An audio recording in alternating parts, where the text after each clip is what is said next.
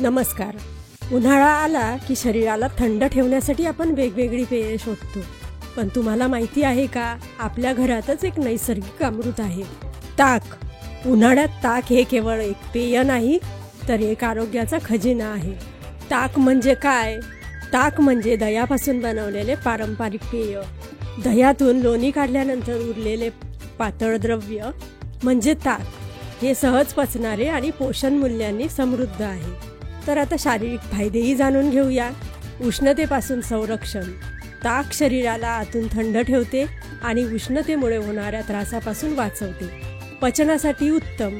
ताकात चांगले जीवाणू असतात, जे पचन सुधारतात आणि गॅस, अपचन यासारख्या तक्रारी दूर करतात। हायड्रेशनसाठी सर्वोत्तम। उन्हाळ्यात घामाने शरीरातील पाणी कमी होते आणि ताक हे नैसर्गिकरित्या शरीर हायड्रेट ठेवते। कॅल्शियम आणि प्रोटीनयुक्त।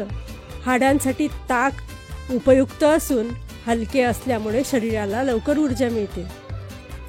आयुर्वेदात ताकाला अमृततुल्य मानले जाते। शरीरातील उष्णता संतुलित ठेवण्यासाठी ताक पिण्याचा सल्ला दिला जातो। ताक हे त्रिदोषनाशक मानले जाते, म्हणजे वात, पित्त आणि कफ यांचे संतुलन ठेवण्यास मदत करते। आजकाल लोक थंड पेय म्हणून कोल्ड ड्रिंक्स, ज्यूस आणि आर्टिफिशियल एनर्जी ड्रिंक्स पितात, पण हे पेय साखरेने भरलेले असतात आणि शरीरासाठी हानिकारक असू शकतात। या उलट ताक नैसर्गिक, हलके आणि पोषण मूल्याने भरलेले पेय आहे। रोज ताक प्यायल्याने काय होते? जर तुम्ही उन्हाळ्यात रोज ताक प्यायलात तर शरीरातील गॅस आणि अपचन दूर होईल, थकवा कमी होईल आणि ऊर्जा वाढेल। उष्णतेच्या समस्या जसे घामोळ्या, डिहायड्रेशन टाळता येईल।